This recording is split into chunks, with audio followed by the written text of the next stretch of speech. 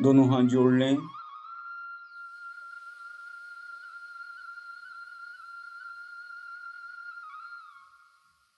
सबसे पहले अपने माता पिता के चरण स्पर्श कर लें। मन ही मन उन्हें गले से लगाएं, प्यार करें।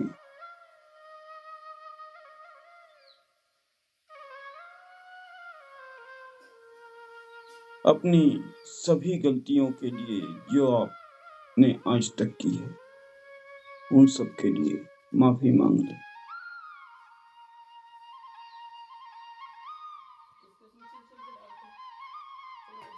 और आशीर्वाद ले लें, माता पिता का आशीर्वाद आपके लाइफ में आपको ऊंचाइयों तक पहुंचाने के लिए बहुत ही आवश्यक है।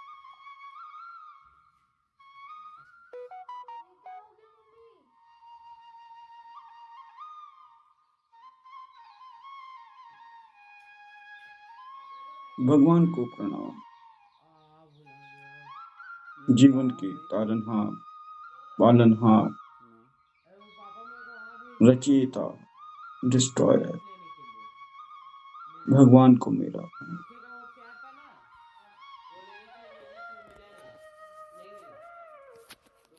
सभी देवी देवताओं को मेरा प्रणाम।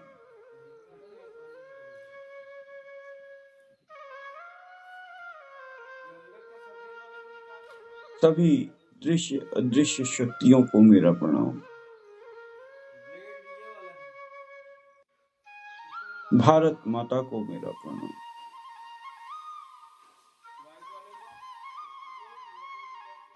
सभी वीरों और वीरांगनाओं को मेरा प्रणाम। सभी शहीदों की शहादत को मेरा प्रणाम।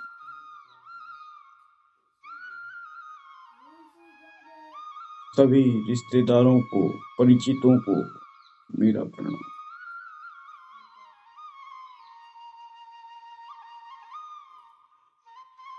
सभी दोस्तों को, सभी जिज्ञासुओं को, सभी पहचान वालों को मेरा प्रणाम। प्रणाम प्रणाम। सभी जीव जंतुओं को मेरा प्रणाम। वातावरण को मेरा प्रणाम। प्रकृति को मेरा प्रणाम।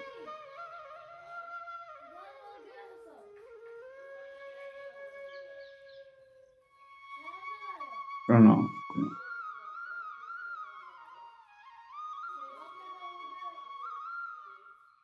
सभी दिव्य शक्तियों से मेरा अनुरोध कि आप सभी मेरे घर में मेरे साथ पधारें, मुझे शक्ति दें, आशीर्वाद दें।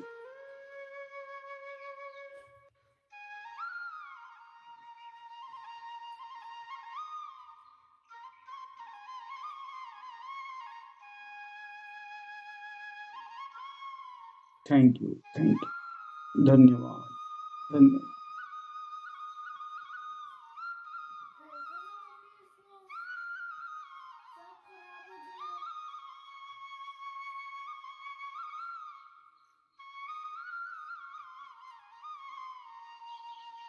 आज हम अपने अब तक के सभी मित्रों को, दोस्तों को एक एक कर याद करेंगे और उन्हें धन्यवाद देंगे। ये दोस्त आपके बचपन के हो सकते हैं, युवावस्था के हो सकते हैं, आज के हो सकते हैं। सभी दोस्तों को हम एक एक करके याद करेंगे और उन्हें थैंक यू कहेंगे, धन्यवाद कहेंगे।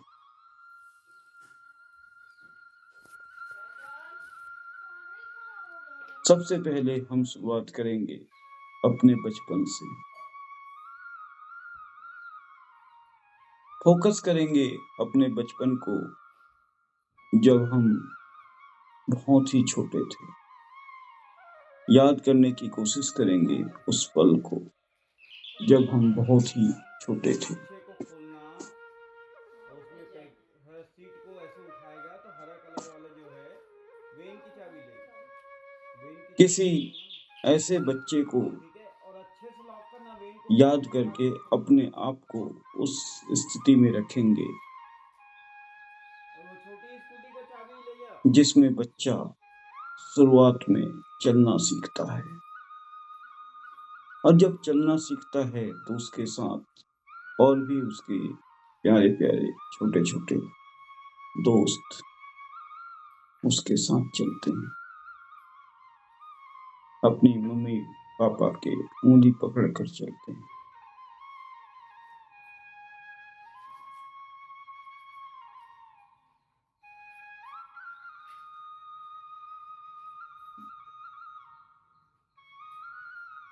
Thank you, thank you, thank you, धन्यवाद। याद कीजिए अपने उन नर्सरी के दोस्तों को, जब आप पहली बार स्कूल गए। वहां नर्सरी कक्षा में आपका कोई ना कोई छोटा सा प्यारा सा नन्हा मुन्ना सा दोस्त आपको मिला, जिसके साथ आपने टिफिन शेयर की होगी, जिसके साथ आपने पेंसिल शेयर की होगी, जिसने बड़े प्यार से अपनी तोतली आवाज में आपको थैंक यू कहा होगा, चॉकलेट्स दिए होंगे आपने या उसने।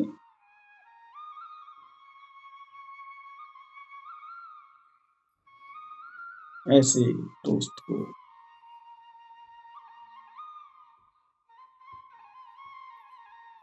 शुक्रिया, शुक्रिया, भगवान तेरा शुक्र है जो आपने मुझे ऐसा प्यारा सा दोस्त दिया। Thank you, thank you, thank you.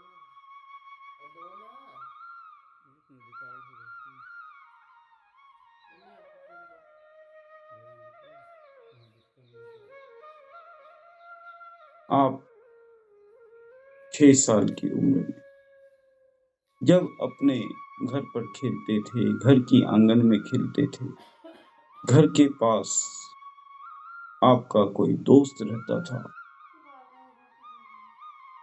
वो रोज आप लोग एक साथ बैठकर एक साथ खेला करते थे। वो तोतली आवाज में एक दूसरे से कभी लड़ते थे, कभी झगड़ते थे, कोई चीजों के लिए एक दूसरे से छीना झपटी करते थे।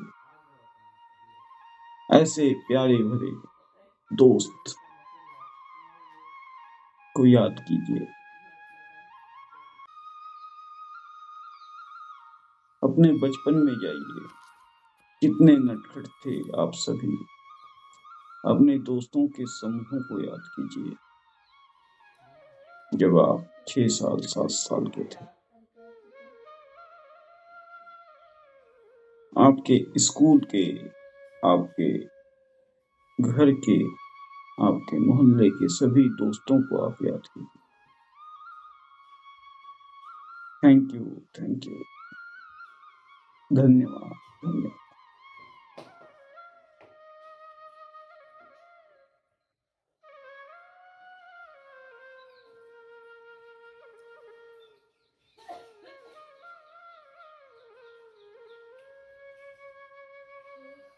याद कीजिए उन सभी दोस्तों को जब आप थोड़ा बड़े हुए, 10 साल से 12 साल की एज में आए। छोटी सी साइकिल,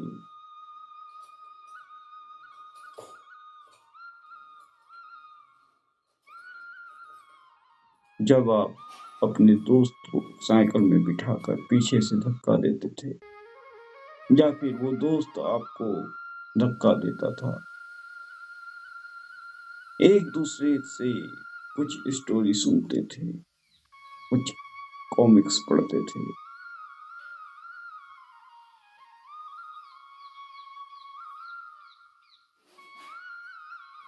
लड़ते थे, झगड़ते थे,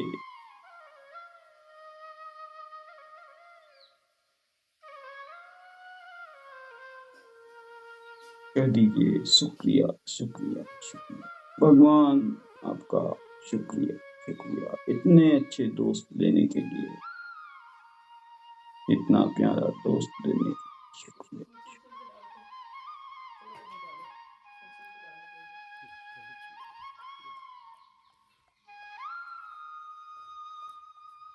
याद कीजिए आपके 16-17 साल के उन सभी दोस्तों को जिनके साथ बैठकर आप टीवी देखा करते थे, एक दूसरे को बहुत सारी इंफॉर्मेशंस दिया करते थे, पढ़ाई में हेल्प करते थे, मूवीज देखते थे। ये तो लाया हूँ भाई। उन सभी दोस्तों को याद कीजिए। वहाँ भेज दिए थे कैप लेने के लिए, मिला नहीं। शमशी का वो कैप है ना, वो लेने के लिए भेजा था, मिला नहीं, नहीं मिला, दुकान में मिल गई थी। कह दीजिए थैंक यू, थैंक यू, धन्यवाद, धन्यवाद। भगवान आपका बहुत बहुत धन्यवाद ऐसे प्यारे दोस्त देने के लिए। Thank you, thank you.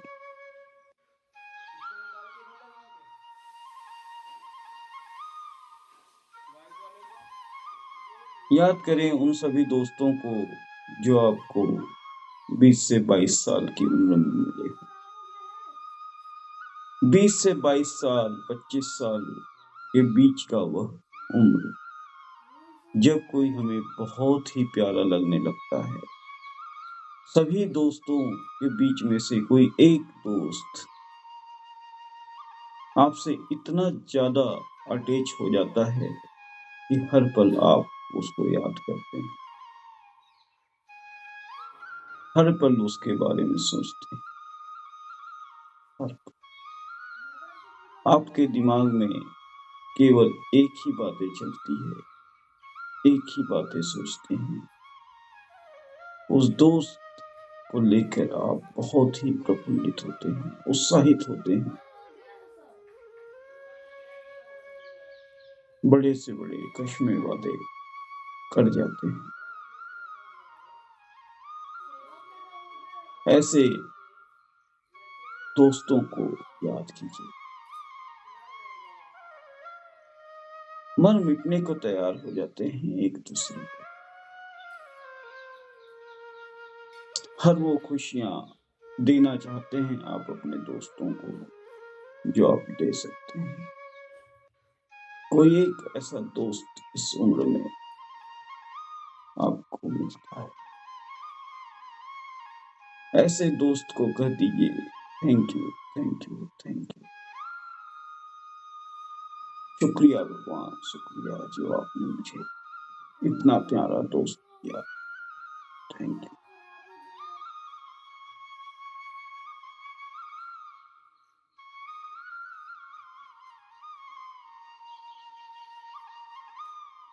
याद कीजिए उन सभी दोस्तों को जो आपको 25 से 30 साल की उम्र के बीच मिले। ये दोस्त आपके कॉलोनी के भी हो सकते हैं, स्कूल के भी हो सकते हैं, आपके बीच समाज से हो सकते हैं, कोई भी हो सकता है, जिनके साथ आपने अपना कैरियर, अपनी स्टडी, अपनी बहुत सी बातें शेयर की है। एक दूसरे को समझा है। उन सभी दोस्तों को याद करें।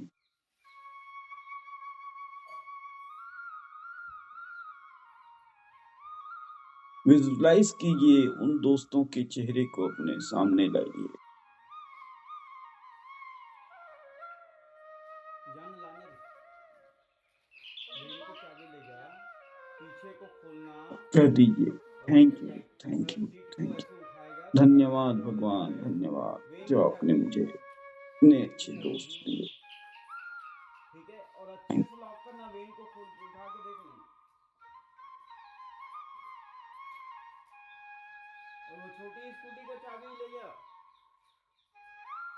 याद करेंगे उन सभी दोस्तों को जो आपको 30 से 40 वर्ष की उम्र के बीच मिले, जिन्होंने आपके सुख दुख को समझा, आपका साथ दिया, जब आपको तकलीफ हुई आपके सामने खड़े रहे, डटकर आपका साथ दिया। ऐसे सभी दोस्तों को एक एक करके याद करेंगे और कह देंगे thank you, thank you, thank God, आपने मुझे इतने अच्छे दोस्त दिए।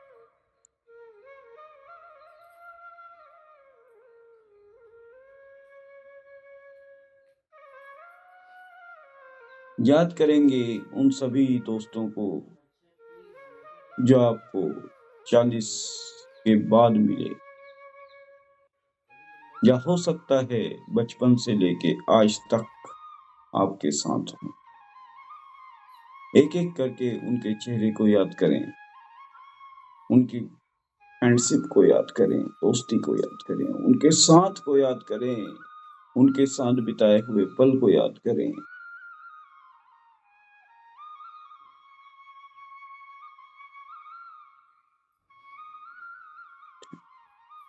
Thank you, thank you.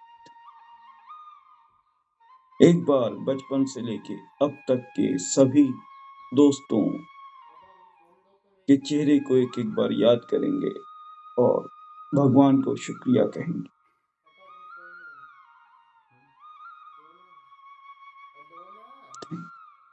Thank you, thank you भगवान, थैंक यू, जो आपने मुझे इतने प्यारे प्यारे अच्छे दोस्त।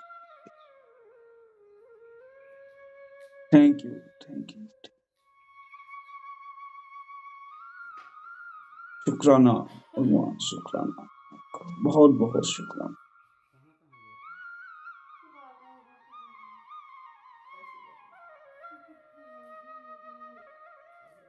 Thank you.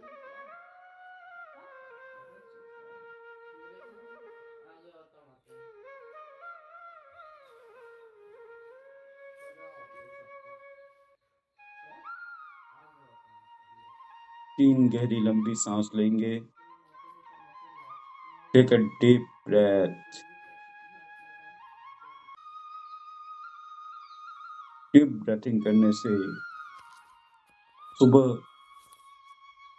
हमारे शरीर को ऑक्सीजन की जो कमी होती है वो पूरी होती है। जब हम सोते हैं तो हमें ऑक्सीजन की कमी होती है, और जब डायरेक्ट आप उठकर प्रार्थना करते हैं, आपके शरीर की क्षमता कम होती चली जाती, जिसे पूर्ण करने के लिए, क्षमता देने के लिए, शक्ति देने के लिए आपको डीप ब्रीथिंग करनी है, ताकि आपके शरीर के अंदर जो ऑक्सीजन की कमी हुई है वो पूरी हो सके। Take a deep breath.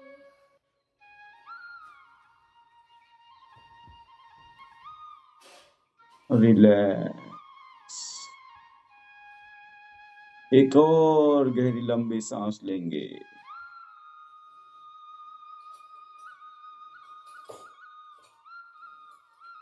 Relax. एक और गहरी लंबी सांस।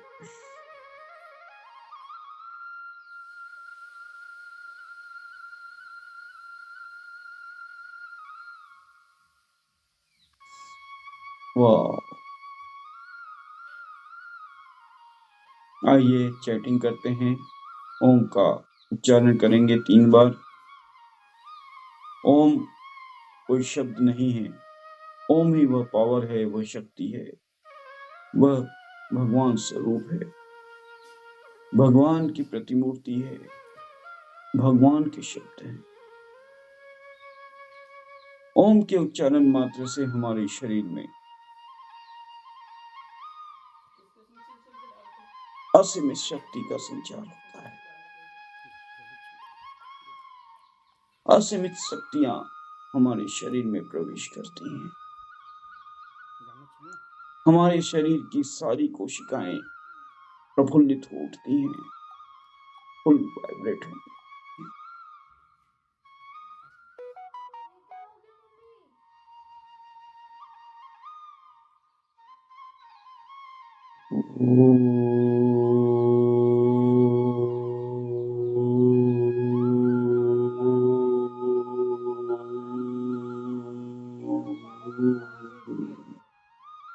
कैप लेने के लिए मिला नहीं। पंखे का वो कैप है ना, वो लेने के लिए मिला नहीं मिला। दुकान में ब्लेड ये वाला है, इसको निकाल के नहीं लगाओगे वाइट वाले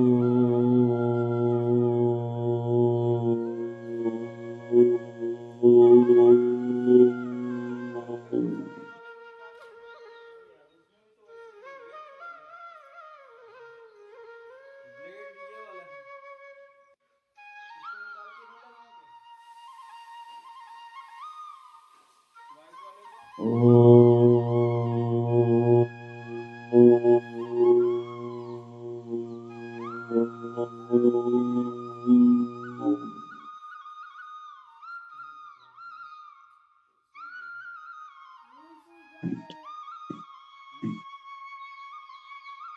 थैंक यू। दोनों हाथों को रब करते हुए, जब आप अपने दोनों हाथों को रब करते हैं तो आपकी आसपास की सारी ऊर्जा आपके हथेलियों तक पहुंचती है, और जब आप इसे अपने चेहरे पर लगाते हैं तो आपके चेहरे के थ्रू यह पूरी ऊर्जा आपके शरीर में प्रवेश करती है।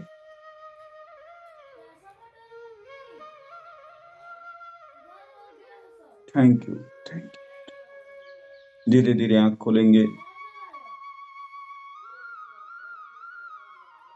Thank you. नमस्कार, आप सभी का आज की दिव्य सुबह डिवाइन मॉर्निंग में स्वागत है।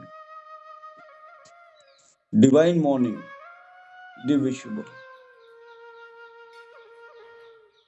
हर सुबह दिव्य होती है। हर सुबह हमारी जिंदगी में कुछ ना कुछ ऐसी वैल्यू ऐड करती है जो हमारे जीवन में हमें बहुत आगे तक लेकर जाती है। सुबह की जो अमृत वेला है वह हमारा फ्यूचर, हमारा दिन तय करती है कि आज का दिन हमारा कैसा होगा। सुबह के अच्छे विचार जो आपके दिमाग में प्रफुल्लित होते हैं, पॉजिटिव एनर्जी जो आप थॉट करते हैं, वही आपके दिन भर की दिनचर्या को मेंटेन करती है।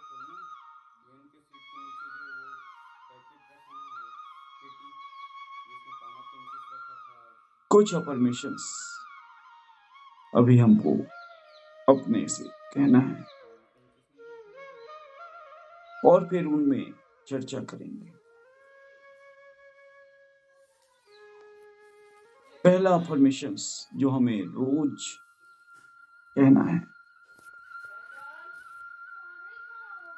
मेरा घर स्वर्ग है, मेरा घर स्वर्ग है, जहां मैं रहता हूं, जिस जगह मैं रहता हूं वो स्वर्ग है। मेरा घर स्वर्ग है, मेरा घर स्वर्ग है, जहां मैं रहता हूं स्वर्ग है। पीछे को खोलना और उसमें हर सीट को ऐसे उठाएगा तो हरा कलर वाला जो है, जो मैं खाऊं वो अमृत है, जो मैं खाऊं वो अमृत है, ठीक है। और अच्छे से लॉक करना, वेन को उठा के देख लेना, जिसे मैं ग्रहण करूं वो अमृत है। और वो छोटी स्कूटी को चाबी ले जा। हर वो व्यक्ति जिससे मैं मिलता हूं, हर वो इंसान जिससे मैं मिलता हूं, जो मुझसे मिलते हैं वो भगवान है। मेरा घर स्वर्ग है, जो मैं खाऊं वो अमृत है, जिससे मैं मिलूं वो भगवान है। मेरा घर स्वर्ग है, मेरा घर स्वर्ग है, जो मैं खाऊं वो अमृत है, जिससे मैं मिलूं वो भगवान है। ये अफर्मेशंस आपको कभी निराश नहीं होने देगी। आपके अंदर एक ऐसी ऊर्जा का संचार करेगी, आपको हमेशा पॉजिटिव एनर्जी देगी।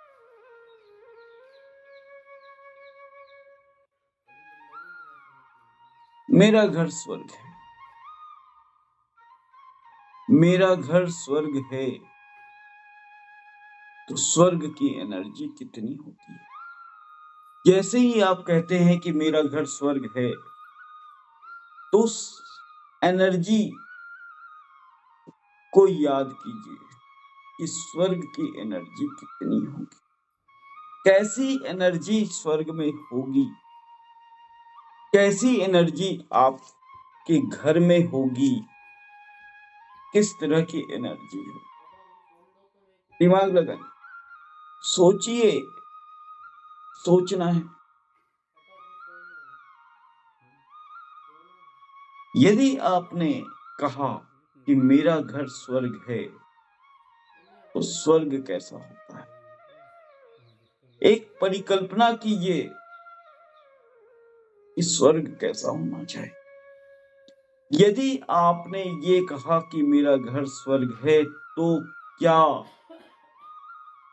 आपके स्वर्ग में, आपके घर में अव्यवस्थाएं होंगी? क्या आपके घर में गंदगी होनी चाहिए? क्या आपके घर के सामान अव्यवस्थित होने चाहिए, अनटाइडी होनी चाहिए? विचार कीजिए। आपने घर को स्वर्ग का नाम दिया है। आपका घर जहां मैं रहता हूं वह स्वर्ग है। तो स्वर्ग की कल्पना पहले कीजिए, स्वर्ग कैसा होता है। और जब आप स्वर्ग की कल्पना करते हैं, अपने घर को स्वर्ग कहते हैं, तो कैसा होना चाहिए स्वर्ग। आपके दिमाग में एक प्रतिबिंब बैठ जाती है स्वर्ग की। कौन सी ऐसी जगह है जो आपको पॉजिटिव एनर्जी देती है? विचार कीजिए।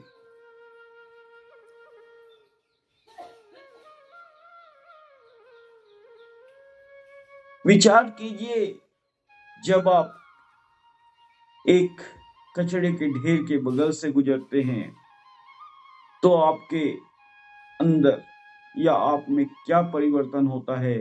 और आप जब एक बेहतरीन फूलों के बगीचे से गुजरते हैं तो क्या होता है?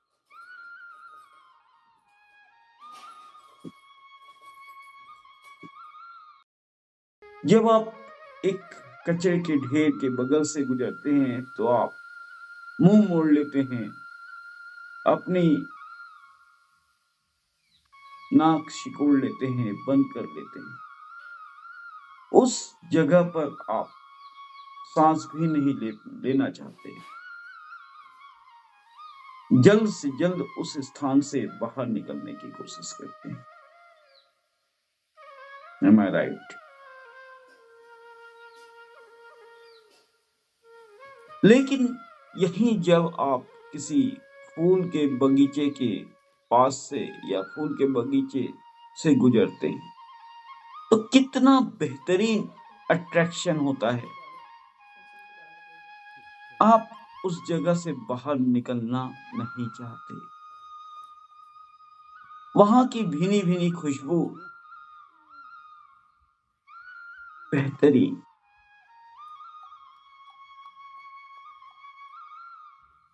प्यारे प्यारे फूल जिसे आप महसूस करना चाहते हैं, उस खुशबू को आप और ज्यादा सूंघना चाहते हैं।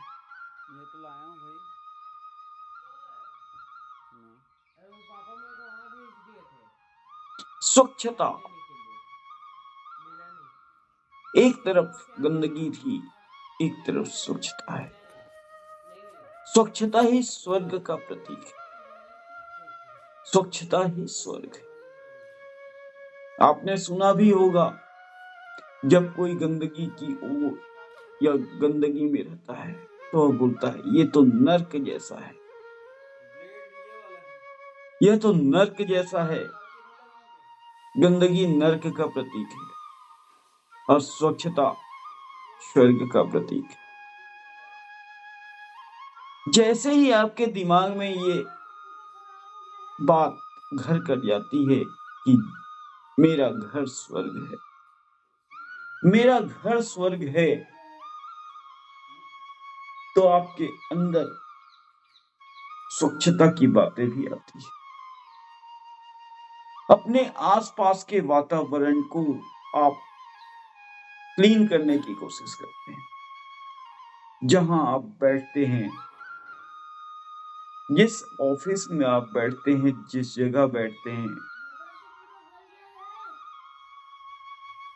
उसको नीट एंड क्लीन रखने की कोशिश करते हैं।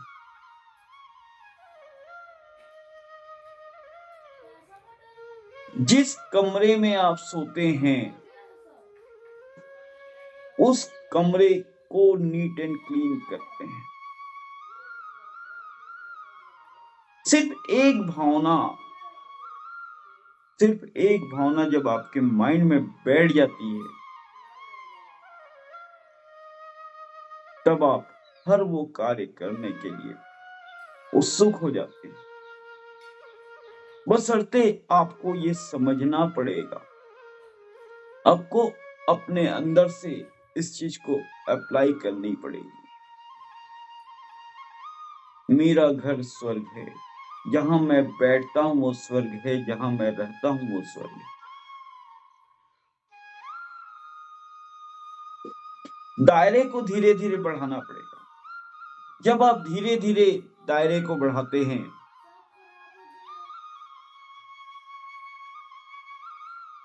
तो देखिए क्या क्या आप कर जाते हैं। आपके अंदर एक ऐसी ऊर्जा का संचार होता है जो आपके हर उस वातावरण को, हर उस एरिया को, हर उस ऑफिस को, हर उस जगह को प्योर करने की कोशिश करता है, स्वर्ग बनाने की कोशिश करता है, और उसके अनुरूप ही आप कार्य करने लगते हैं। स्वर्ग स्वच्छता का प्रतीक है। स्वर्ग स्वच्छता का प्रतीक है। स्वच्छता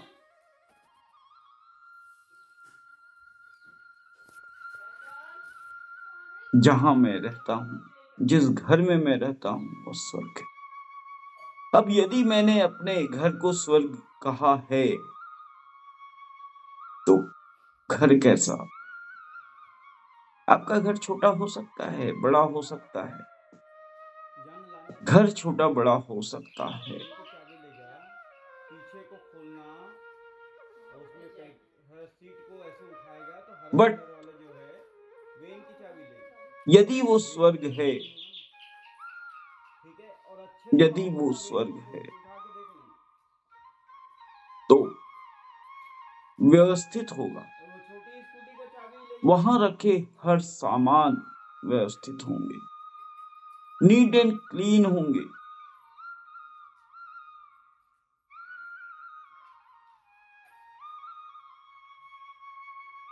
नीट एंड क्लीन, क्योंकि आपको मानना है, आपके दिमाग में ये बैठना चाहिए कि वाकई जहां मैं रहता हूं वो स्वर्ग है। बोलने से नहीं होगा, बोल लिए स्वर्ग है, नहीं होता। जब तक आपके यहां नहीं बैठेगा कि जहां मैं रहता हूं, जिस घर में मैं रहता हूं वो स्वर्ग है, तब तक आप वो व्यवस्थाएं नहीं करेंगे। और यही कारण है कि आपको अपने खुद के घर में रहते हुए भी बहुत से दुख, दर्द, ऐसी यातनाएं आपको वहां पर मिलती है जो एक नर्क में मिलता है। नर्क जो स्वर्ग है उसको भी हम नर्क बना डालते हैं।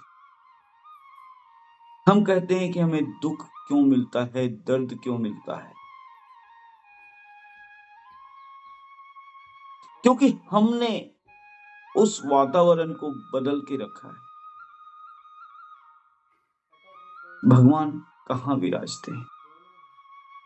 भगवान का विराजमान कहाँ होता है? भगवान कहाँ बैठते हैं?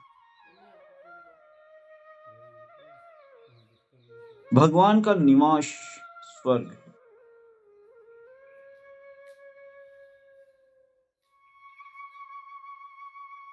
और हम भगवान के अंश हैं। भगवान हमारे हृदय में विराजता है और हमने अपने माइंड में, अपने दिमाग में इतने कचड़े जमा कर रखे हैं, निगेटिविटी का कचड़ा, बीमारी का कचड़ा, ऐसे ऐसे राग द्वेष पाल रखे हैं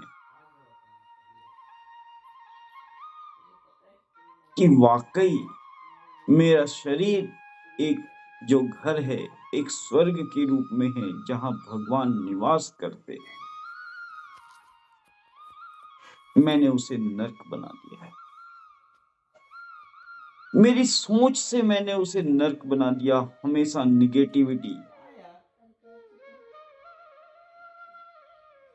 अपनी क्षमता को अक्षमता, अपने लाभ को हानि,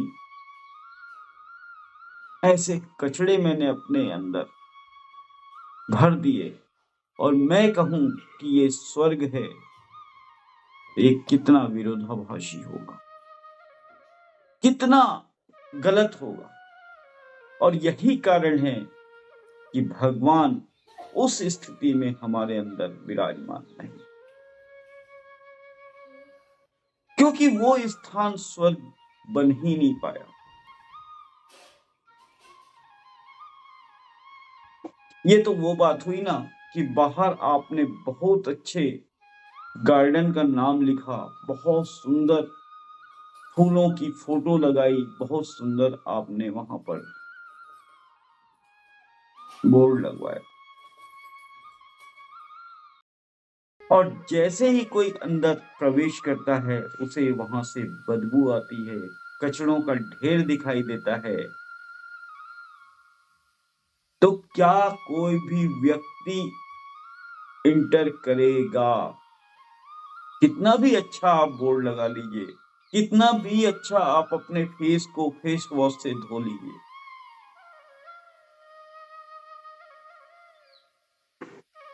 जैसा मैंने अभी कहा कि गार्डन के सामने एक स्पेशल बोर्ड जिसमें बेहतरीन तरीके से फूलों की फोटोज लगाया आपने,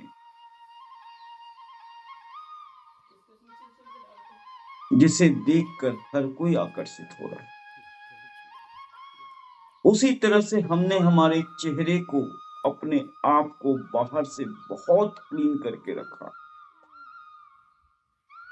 बहुत क्लीन करके रखा। बट जैसे ही आप उस गार्डन के अंदर कोई भी व्यक्ति या कोई भी इंटर करता है, चाहे आप ही इंटर करते हैं, तो क्या आप उस जगह या उस बेहतरीन बोर्ड वाले गार्डन के अंदर इंटर करेंगे और वहां बैठ पाएंगे? हाँ, एक बार इंटर जरूर आप करने की कोशिश करते हैं या करते हैं, बाहर के आउटलुक को देखकर। लेकिन जैसे ही अंदर इंटर करते हैं आपको बदबू आती है, कचड़े दिखाई देते हैं, आप तुरंत वहां से बाहर निकल जाते हैं और बोलते हैं ये तो नर्क है। ये तो नर्क है। बल बॉर्न हुआ, हो गया, विचार आया, बल बॉर्न हुआ।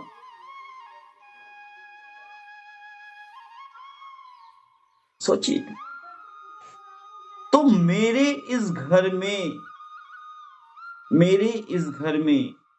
मेरे शरीर में, मेरे हृदय में वह परमपिता परमेश्वर, वो भगवान कैसे टिक पाएगा, कैसे विराजित हो पाएगा? यहां तो हमने कचरा जमा कर दिया है, एक दूसरे से द्वेष, एक दूसरे से द्वेष, हमेशा लाभ हानि, उचित अनुचित, नास्तिकता, पेट में आपने जीव जंतुओं का आहार। सोचिए,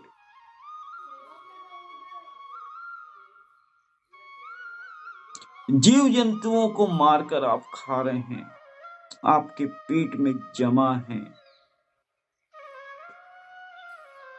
गलत विचार आपके दिमाग में है, आपके शरीर में गलत विचारों की पोटली भरी हुई है, तो क्या वहां भगवान विराजमान होंगे? सोचिए, क्या आप घर में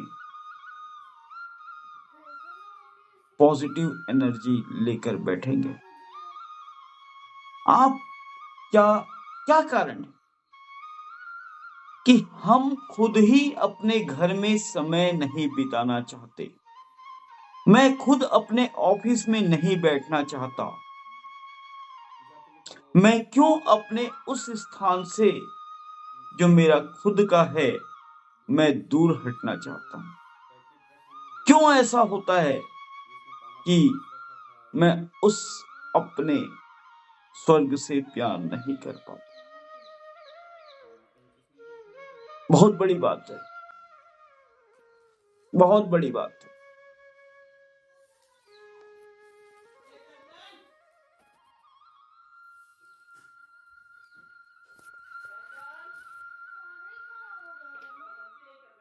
विचार कीजिए, और ऐसा वातावरण जहां होगा, वहां क्या आप रह पाएंगे, बैठ पाएंगे? जब आप खुद नहीं बैठ पाते, आप खुद नहीं रह पाते, तो क्या उस स्थान पर देवी देवता, दिव्य शक्तियां विराजमान होंगी?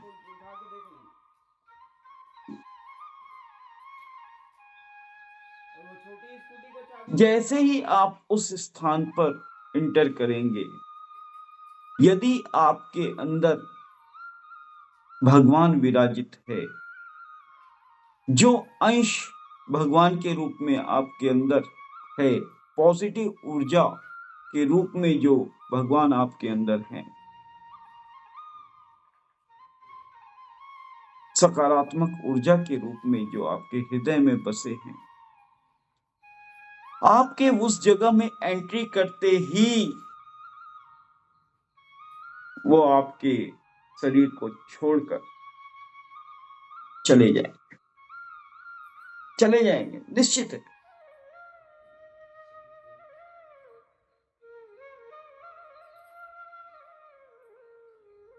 ये कारण है, नहीं समझ पाते लोग इसे, मैं खुद भी नहीं समझ पाता। लेकिन जब मैं विचार करता हूं, जब मैं सोचता हूं, तब मुझे समझ में आता है, मैं इस निर्णय तक पहुंचता हूं कि आखिर भगवान मेरा साथ क्यों छोड़ देता है, किस लिए मेरा साथ छोड़ देता है? पॉजिटिव से तुरंत मैं नेगेटिव की ओर क्यों चला जाता हूं?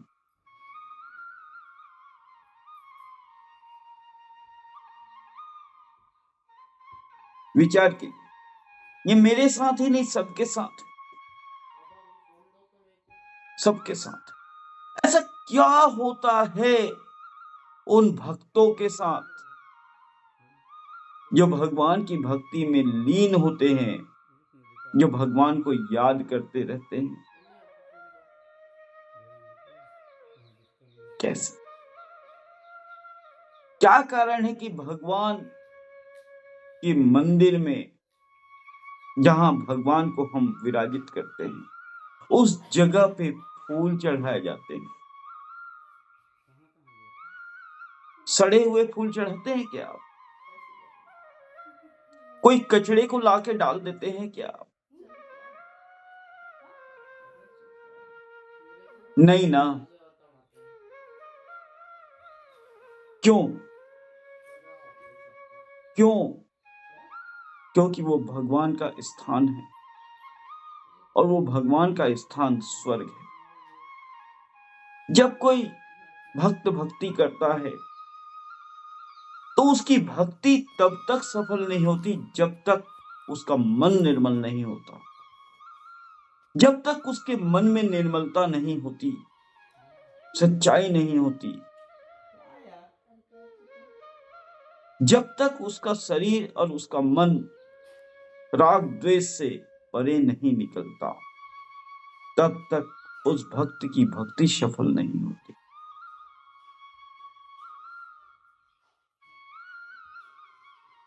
जब कोई भक्त भक्ति करने बैठता है, या आप खुद जब किसी प्रार्थना के लिए खड़े होते हैं, तो कैसे जगह खड़े होते हैं, विचार कीजिए। या किसी जगह जब आप बैठ करके योग करना चाहते हैं, तो कैसे जगह बैठना चाहते हैं? किसी अच्छे गार्डन में, या फिर ऐसे जगह जहां पर कचड़ों का ढेर है उसके बगल में? विचार कीजिए।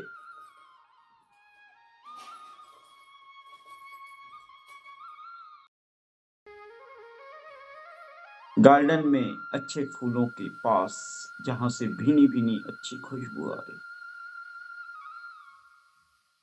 यदि कचड़ों का ढेर को यदि फूलों के बगल में लगा दिया जाए तो क्या होगा?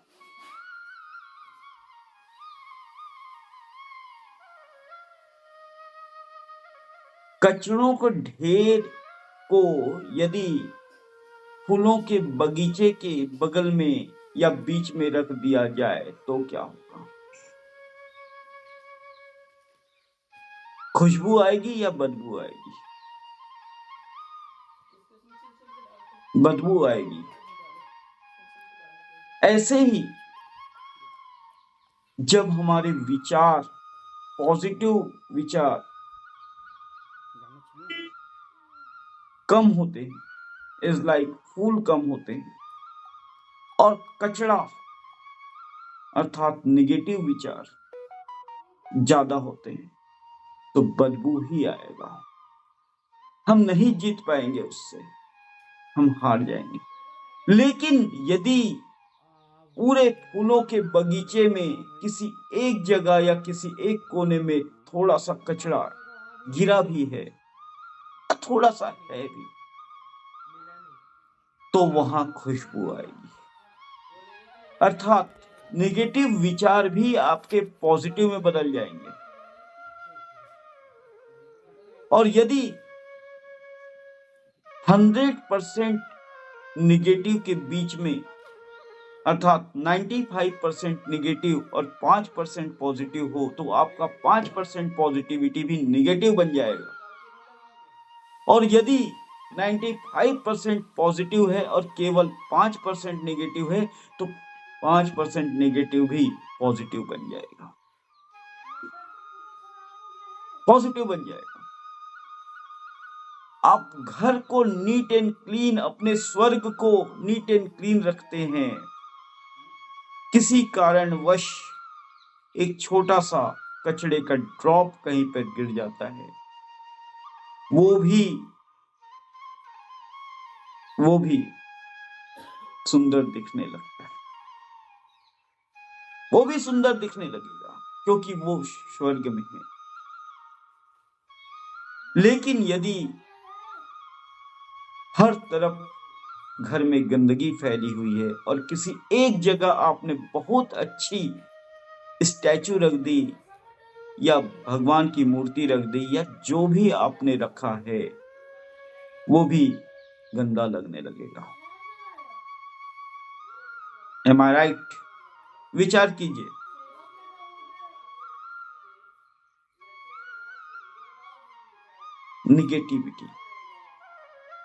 निगेटिविटी गंदगी का प्रतीक है। घर स्वर्ग है, मेरा घर स्वर्ग है, मेरा घर स्वर्ग है।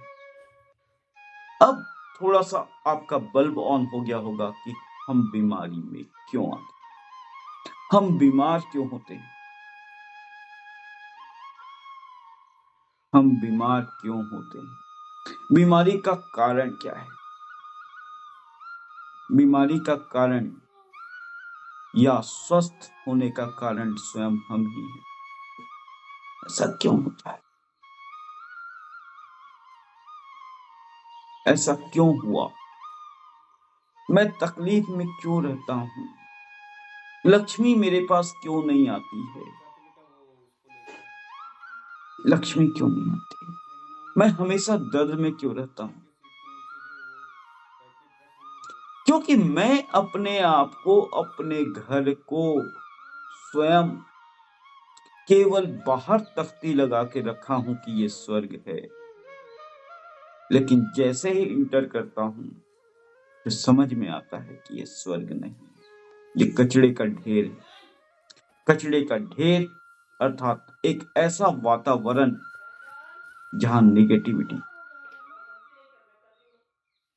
चारों तरफ कचरा फैला। शुरुआत कर लीजिए आप अपने घर से, उसके बाद कहिए वह एरिया जहां मैं रहता हूं वो स्वर्ग है। अर्थात घर से बाहर आप जिस मोहल्ले में, जिस कॉलोनी में रहते हैं, उसको वैल्यू दीजिए, उस कॉलोनी को वैल्यू देना है। वह एरिया या वह मोहल्ला, वह कॉलोनी जहां मैं रहता हूं वो स्वर्ग है। तो इससे होगा ये कि जैसे ही आप उस कॉलोनी के अंदर इंटर करेंगे, उस मोहल्ले में इंटर करेंगे, वैसे ही आपके अंदर एक ऐसी ऊर्जा का संचार होगा, वैसे ही उस एरिया से ही इंटर करते ही आपको पॉजिटिविटी आ जाएगी। साथ ही जब आपने ये कहा है कि वह एरिया, वह मोहल्ला, वह कॉलोनी स्वर्ग है, तो उस एरिया, मोहल्ला, कॉलोनी में आप गंदगी किसी को फैलाने नहीं देंगे और न ही आप गंदगी फैलाएंगे। उस एरिया को, उस मोहल्ले को नीट एंड क्लीन करने में आप अपना समय देंगे, कोशिश करेंगे।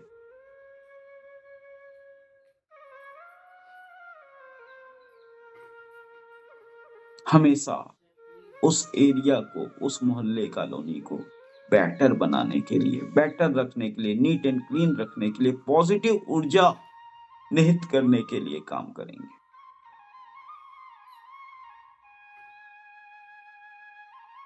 आप कभी नहीं चाहेंगे कि उस मोहल्ले, कॉलोनी में गंदगी रहे।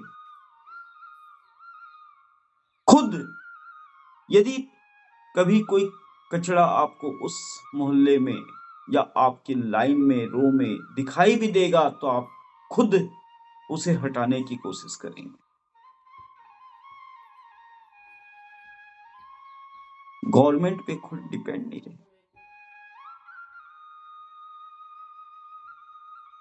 खुद आप हटा देंगे। इससे थोड़ा सा बाहर और निकलें, एरिया को बढ़ाएं, दायरे को बढ़ाएं। जिस शहर में आप रहते हैं वो स्वर्ग है। यदि आपने माना कि जिस शहर में मैं रहता हूं वो स्वर्ग है, जिस शहर में मैं रहता हूं वो स्वर्ग है, जिस शहर में, जिस कॉलोनी में मेरा घर है वो स्वर्ग है, तो आप उस पूरे शहर को नीट एंड क्लीन रखने के लिए काम करेंगे। जैसे ही किसी दूसरे शहर से आप अपने शहर में, अपने सिटी में इंटर करेंगे, एक ऐसी पॉजिटिव ऊर्जा का अनुभव करेंगे।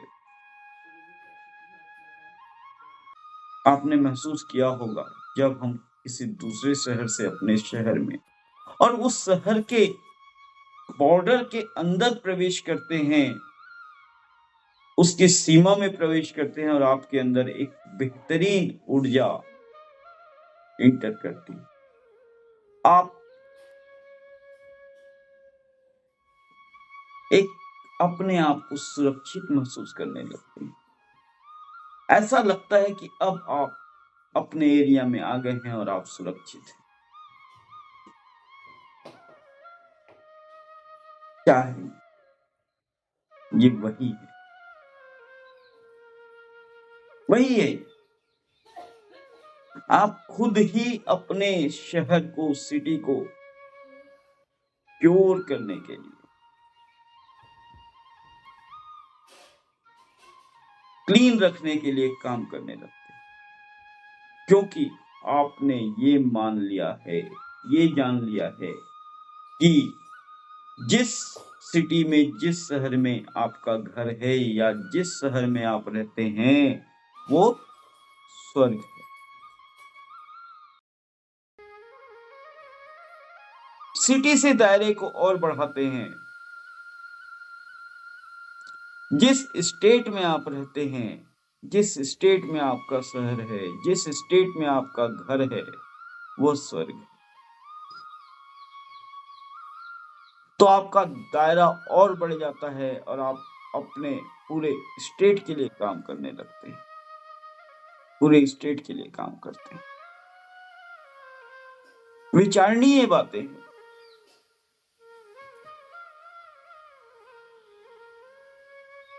असामाजिक तत्वों को साफ करते हैं।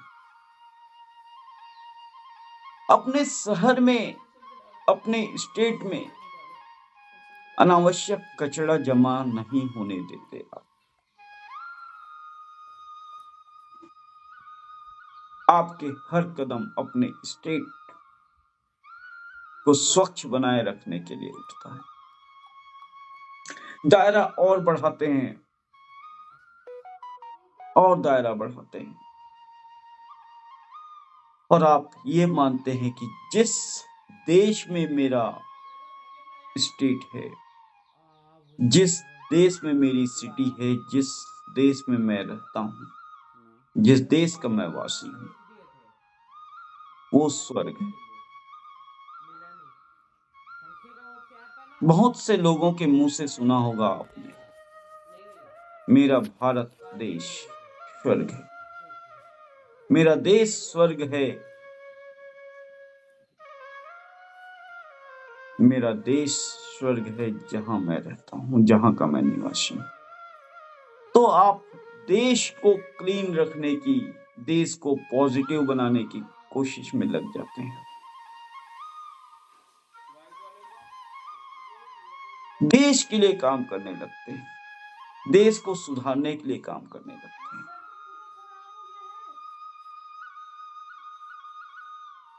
इस देश में पॉजिटिविटी लाने के इतना बड़ा दायरा, और इस दायरे से और बाहर निकलें तो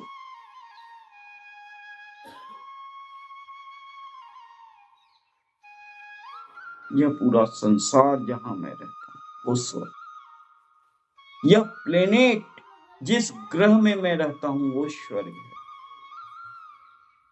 जिस प्लेनेट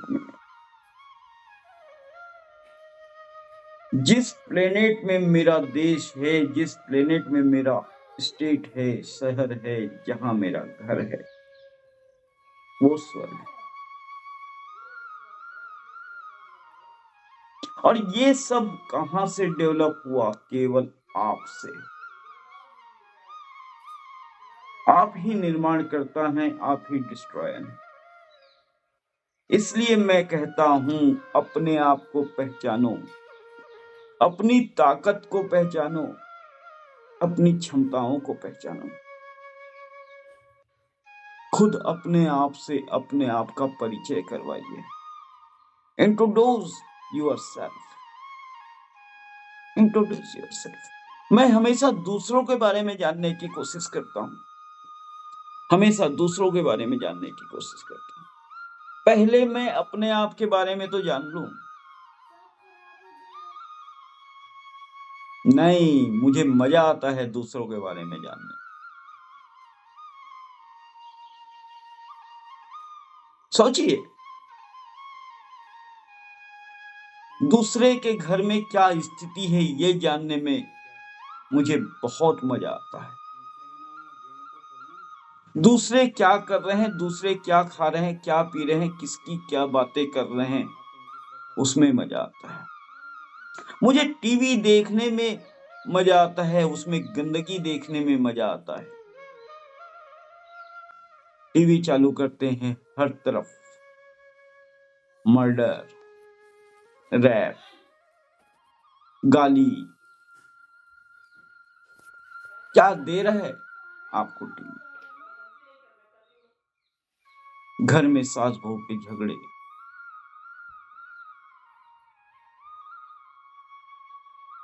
बाहर के पूरे कचड़े को आप अपने घर के अंदर ला रहे हैं और आप कहते हैं कि आप निरोगी रहें, आपका स्वास्थ्य अच्छा रहे। विचार कीजिए, एक छोटी सी चीज को थोड़ा सा बैक में जाइए, समय के बैक में जाइए। यदि टाइम मशीन हो तो बैठ जाइए, डोरेमोन को बुला लीजिए। जब आपके घर में टीवी नहीं था, जब आपके घर में टीवी नहीं था, उस समय कितने लोग और कितने समय तक बीमार रहते थे? बताइए। मैं मेडिसिन की तो बात ही नहीं कर रहा हूं। बताइए, जब आपके घर टीवी नहीं थी, उस समय कितना बीमार रहते थे?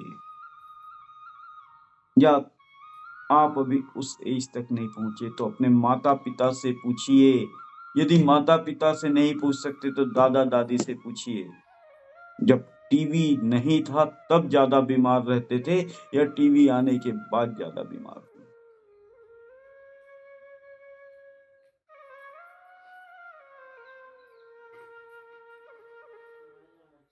जो भी कम्युनिकेशन के साधन हुए वो अच्छी चीजों को बताने के लिए, दिखाने के लिए, लेकिन हमने उसमें भी कचरा ढूंढा, हमने उसमें कचरा ढूंढा और हम कहते हैं कि भगवान मेरे अंदर आ जाए। भगवान मेरे अंदर नहीं आता क्योंकि मेरे अंदर कचरा है। मैं खुद नर्क का स्वामी हूं। जब मैं नर्क का स्वामी हूं तो उसमें राक्षस ही आएगा और इस तरह से मेरे अंदर राक्षस का प्रवेश होता है, एक दर्द के रूप में, निरोगी डिजीज के रूप में, बीमारी के रूप में उस राक्षस का प्रवेश मेरे अंदर होता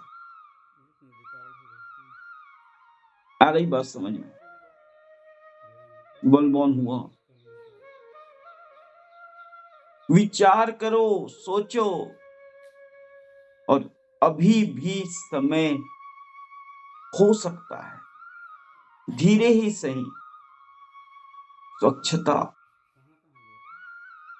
घर के हर एक सामान को टाइडी करें,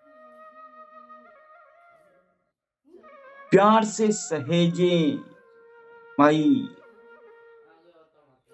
प्यार से आपका ये स्थान है, आपको यहाँ पर रहना। नीट एंड क्लीन कीजिए, अपने आप आपका शरीर क्लीन होने लगेगा,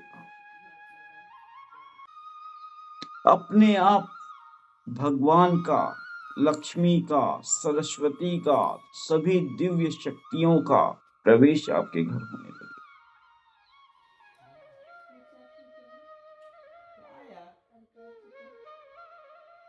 तो मेरे साथ कहेंगे, मेरा घर स्वर्ग है, और आज से मैं शपथ लेता हूं कि मेरे घर को मैं स्वर्ग बनाऊंगा।